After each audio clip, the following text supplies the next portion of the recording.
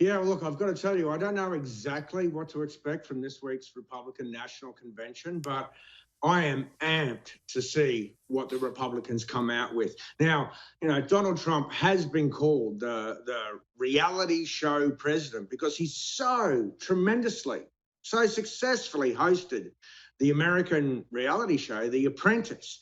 And indeed, we understand that the administration has brought back at least one, if not more, of the producers of that show to help with this week's televised convention. And as you say, obviously the president and the party see that President Trump is the greatest asset they have to sell. So unlike his rival, former Vice President Joe Biden running for the Democrats, President Trump's going to be on every single night.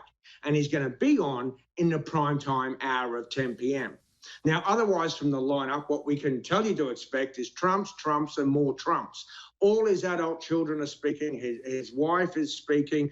And as opposed to what the Democrats called last week's, the Republicans called last week's Democratic convention, they said that was a grievance fest. There's Joe Biden and everyone else just complaining about President Trump. Well, this week, says the president's son-in-law, Jared Kushner, we're going to talk about hope, and we're going to show you a vision for America's future. And President Trump's chief of staff echoed that on the Sunday morning shows. He says we're going to focus on the people that our policies affect.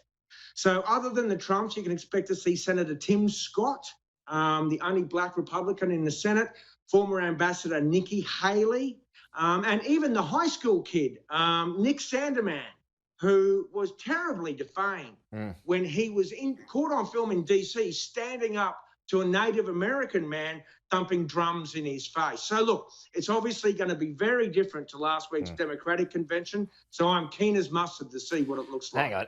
Is there a suggestion there that Donald Trump won't be going after Joe Biden?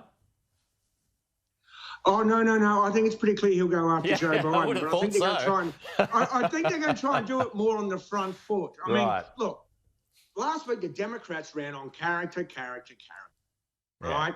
Joe Biden might be an old man who might represent the future of the Democratic Party, but as he says, I'm going to be a transition character, a transition president. He says, I'm the kind of character that you want in the Oval Office.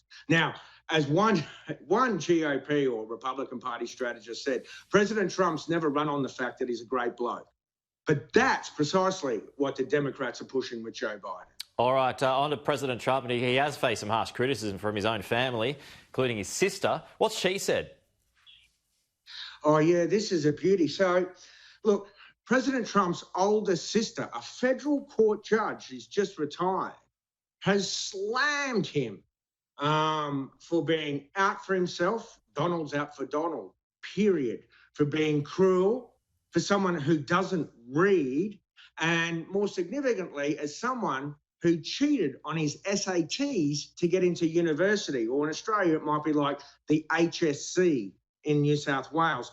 She claims he paid for another kid to sit his exams so he could get into the University of Pennsylvania, and she claimed that she could even remember that kid's name. Now, I've got a few mixed feelings about this one because these were secretly recorded conversations. Now, the conversations were recorded by President Trump's niece, Mary, who's written a tell-all family feud kind of book. And this was part of the material that went into this book. And it's 16 hours of secretly taped conversation with President Trump's older sister. So I'm not quite sure how I feel about that. But as the older sister said, as I said, a federal court judge, this goddamn tweet and the lying, she said, oh, my God, I'm talking too freely, but, the change of stories, the lack of preparation, the lying. Sounds like she's jealous. Well, that's one of the lines the Republican Party is pushing, that this is just sibling rivalry. President Trump, however, when he responded to her on Twitter, he didn't mention her by name at all. In fact, he didn't reference anything she said at all. He just said, this is another day, another smear. So what? I miss my brother, Robert, who died just last week. And if this is any guide, the president's chief of staff said he expected to meet the former federal court judge, Mary Trump. I've lost her name now. Mate, Forgot to. mate, it's okay. Was going to meet his older sister at the funeral, but didn't. So that tells you that she didn't go to the funeral. No worries.